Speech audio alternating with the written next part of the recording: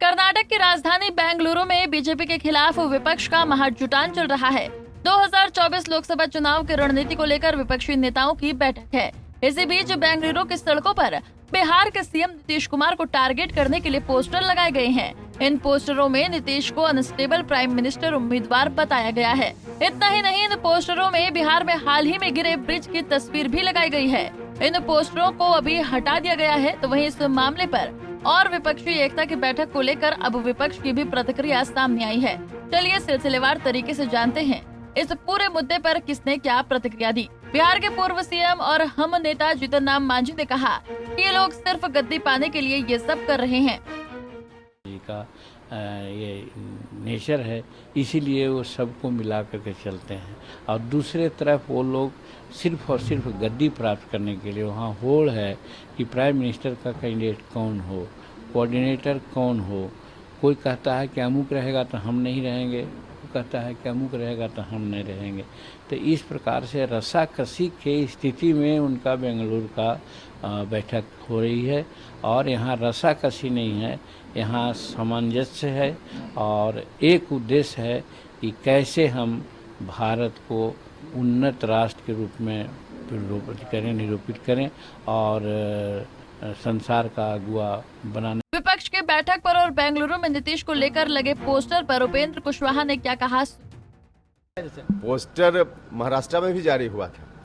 यहीं के लोग जो महाराष्ट्र में रहते हैं या यहीं के लोग का क्या मतलब, जो जेडीयू से जुड़े हुए नेता महाराष्ट्र से भी कनेक्शन जिनका है उन्होंने पोस्टर वहां लगवा दिया।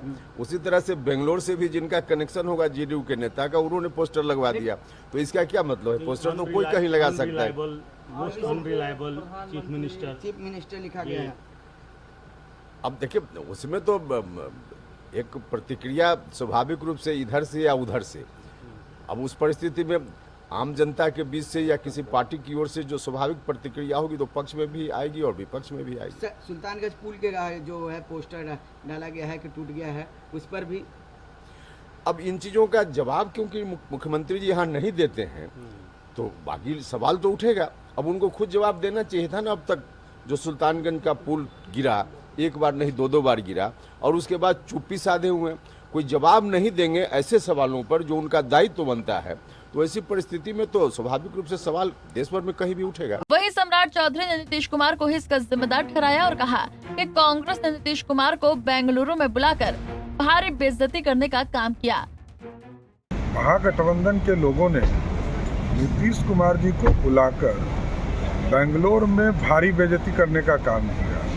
कांग्रेसियों ने कहा जिस प्रदेश में कांग्रेस की सरकार हो उस प्रदेश में नीतीश कुमार जी को अनस्टेबल कहा गया और नीतीश कुमार जी की भारी फजीयत कराई गई। ये कांग्रेसियों की चाल थी कि नीतीश कुमार उनके गठबंधन में आए लेकिन उनका कोई रोल नहीं रहे। इसलिए आज बेंगलोर में जो स्थिति उत्पन्न हुई है, नीतीश कुमार इसके लिए स्वयं दोषी है। बता दें कि बेंगलुरु में कांग्रेस ने विपक्ष के दूसरे राउंड की बैठक बुलाई है।